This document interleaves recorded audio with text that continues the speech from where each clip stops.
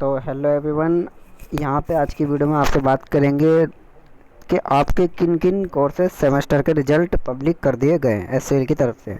जैसे कि आपको पता है एसएल की वेबसाइट पर है रिजल्ट वाली, ठीक है ना। तो यहाँ पे लिस्ट ऑफ डिक्लेरेशन पे जाके हम लोग यहाँ पे चेक करते हैं किन किन के रिजल्ट पब्लिक कर दिए गए हैं, ठीक है। तो देखो बहुत सारी फेक न्यूज़ आ रही है कि ऑनर्स कोर्सेज़ के BA political science honours 4th semester का रिजल्ट पब्लिक कर दिया गया है, जबकि ऐसा नहीं है। यहाँ पे साफ साफ 4th सेमेस्टर के हमारे 4 सब्जेक्ट जो हैं उनके पब्लिक करे गए हैं रिजल्ट। यहाँ पे आप देख सकते हैं 4 सब्जेक्ट ये हैं वो, ठीक है। BA English honours political science के, ठीक है, और बीकॉम ऑनर्स बीकॉम प्रोग्राम और बीए प्रोग्राम 4th सेमेस्टर, ठीक है। इनके पब्लिक कर दिए गए। रिजल्ट चेक करने का लिंक डिस्क्रिप्शन में मिल जाएगा आपको। फिर यहाँ पे 6th सेमेस्टर के मोस्टली यानी कि 5 के 5 जो सब्जेक्ट है सबके पब्लिक कर दिए गए हैं रिजल्ट, ठीक है। और हमारे जो फर्स्ट सेमेस्टर का रिजल्ट है सबके पब्लिक कर दिए गए हैं बीए प्रोग्राम को छोड़ के, ठीक है। अभी तक मेरे को पता नहीं क्यों बीए प्रोग्राम के रिजल्ट पे इतना लेट कर रहे हैं। मेरे हिसाब से तो अक्टूबर 1 तक आ जाना चाहिए था, ठीक है। तो यहाँ पे अभी तक आया नहीं है, ठीक है। अक्टूबर 1 तक आ जाने चाहिए थे मेरे अकॉर्डिंग। फिर भी मैंने बोला 10 अक्टूबर तक, ठीक है। एसएल की तरफ से बोला गया है कि जल्दी आ जाएगा, बस जल्दी जल्दी बताया जा रहा है फर्स्ट सेमेस्टर का बीए प्रोग्राम का रिजल्ट, ठीक है। अब रही बात, देखो ये तो फर्स्ट और हमारे 4th और हमारे 6th सेमेस्टर का रिजल्ट की बात हो गई, ठीक है ना। अब बात है, देखो जो पेंडिंग रिजल्ट है इस टाइम पर, फर्स्ट सेमेस्टर, ठीक है, पेंडिंग रिजल्ट है। सेकंड सेमेस्टर पेंडिंग रिजल्ट है और आपका 4th सेमेस्टर पेंडिंग रिजल्ट है। फर्स्ट में बीए प्रोग्राम का एक जो हमारा कोर्स है उसका है, और सेकंड में जो है टोटली 4-5 कोर्सेज के रिजल्ट पेंडिंग है। और हमारे 4th सेमेस्टर में बीए पॉलिटिकल साइंस ऑनर्स का पेंडिंग रिजल्ट है, ठीक है। अब मेरे अकॉर्डिंग ये अक्टूबर एंड तक सभी रिजल्ट पब्लिक हो जाएंगे, ठीक है ना।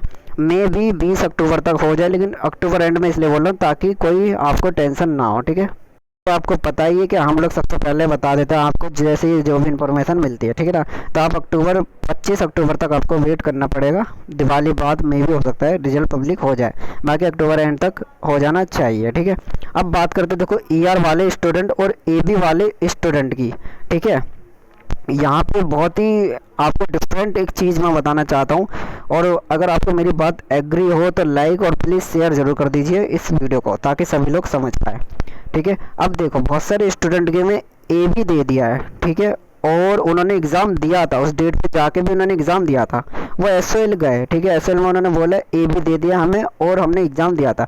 एसएल ने बोला सेंटर जाओ, ठीक है, जो आपका सेंटर है वो जाओ, ठीक है ना। अब जो स्टूडेंट था वो सेंटर गया, ठीक है, सेंटर जाकर अटेंडेंस सीट लाने को बोला, तो वो अटेंडेंस सीट वहाँ से सेंटर से लेकर, ठीक है, और फिर वो वापस अपने ऐसे ले कैंपस आए, उन्हें दिखलाया कि हाँ भाई ये देखो मेरे पास ये रही अटेंडेंस सीट, ठीक है, ये उन्होंने दी है, और फोटो वगैरह जो भी दिखलाई है वो दिखला दी। फिर एसएल ने उसकी जो भी कार्रवाई थी लेके उसकी कार्रवाई अपने रिजल्ट के पास भेज दी, और जो भी था रिजल्ट उसका एबी की जो भी इंक्वायरी होकर उसको सही करा जाएगा, जो कि बी यहाँ पर मान लीजिए 25 दिन तक, मान लीजिए उन्होंने बोला है 20-25 दिन में आपका रिजल्ट सही हो जाएगा, ठीक है। इस बात से एसएल इस बात से एग्री है कि हाँ हमारे यहाँ से एबी की प्रॉब्लम हुई है, ठीक है। सेंटर वो गए थे, एग्ज़ाम दिया था और उन्होंने एग्ज़ाम दिया था, लेकिन हमारे यहाँ से एबी की प्रॉब्लम हुई है, ठीक है। अब यहाँ पे जो फेल स्टूडेंट है, ठीक है ना, तो फेल स्टूडेंट कैसे मान ले कि वो फेल हैं, ठीक है। मेरे बात समझने की कोशिश करिए। अगर एबी की प्रॉब्लम वो मानते हैं कि उनके इधर से एबी की प्रॉब्लम हुई है कुछ स्टूडेंट में,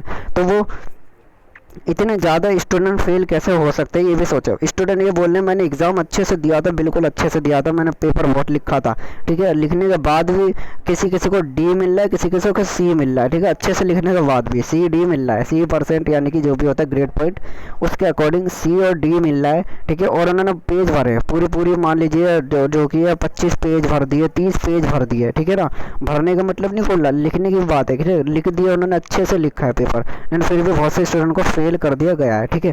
तो अब स्टूडेंट कैसे माने कि हाँ भाई वो फेल है एसएल की तरफ से, ठीक है, एसएल की तरफ से फेल है, वो कैसे माने, क्योंकि ए बी वाली प्रॉब्लम तो उन्होंने एक्सेप्ट करी है कि हाँ भाई स्टूडेंट को ए बी हमारी गलती से मिला है, हमारे टेक्निकल इशू से मिला है या फिर कोई भी इशू से मिला है, ठीक है। तो फेल वाले स्टूडेंट कैसे मान ले उनके उन्होंने एग्ज़ाम बेकार कराओ अच्छे से लिखने के बाद भी, ठीक है। जो स्टूडेंट अच्छा नहीं लिखेगा पहली बात तो एसएल जाएगा ही नहीं। जिसको कॉन्फिडेंस होगा कि हाँ भाई मैं फेल नहीं हो सकता इस पार्टिकुलर सब्जेक्ट में, ठीक है, तो वो एसएल जाके शिकायत करेगा, और एसएल की तरफ से वहाँ पे जवाब मिल रहा है कि फेल वाले स्टूडेंट जो भी है, ठीक है ना, एसएल की तरफ से जवाब मिल रहा है या तो 1000 रुपये दो, ठीक है, और रीवैल्यूएशन करवा लो, ठीक है, या फिर 750 रुपये दो, रीचेक करवा लो। ये वहाँ पे दोनों ऑप्शन दे दिए गए हैं। अब स्टूडेंट ने अच्छे से पेपर लिखा है, ठीक है, अच्छे से पेपर लिखने के बाद वो 1000 रुपये या फिर 750 रुपये किस बेस पे दे, ठीक है। पहले ही आपने एग्ज़ाम में फ़ेल कर दिया है, ठीक है, 4th सेमेस्टर में बहुत सारे स्टूडेंट फेल हुए हैं, पहले ही आपने फ़ेल कर दिया है, तो वो 1000 आपको और 750 रुपये क्यों दे। चलो मान ली 1% चांस आपको दे दिया, ठीक है, 1000 रुपये यहाँ पे रीवैल्यूएशन के, ठीक है ना, तो फिर भी फेल होगा वहाँ पे स्टूडेंट, है ना। फेल होने के बाद आपको हम कैसे समझेंगे कि हमारी कहाँ गलती थी, क्या मिस्टेक थी जो हमें फेल करा गया है, ठीक है। एक चीज़ तो ये, क्योंकि सारा डाटा तो ये अपने पास रखेंगे, डायरेक्ट ऑनलाइन ये पब्लिक कर देंगे, उसमें सही ना हो तो क्या गारंटी है, ठीक है। दूसरी बात ये कि हमने पैसे दे दिए, हमें क्या सबूत हैगा कि हमारे पेपर में हमने जो लिखा था वो गलत है या सही है, ठीक है।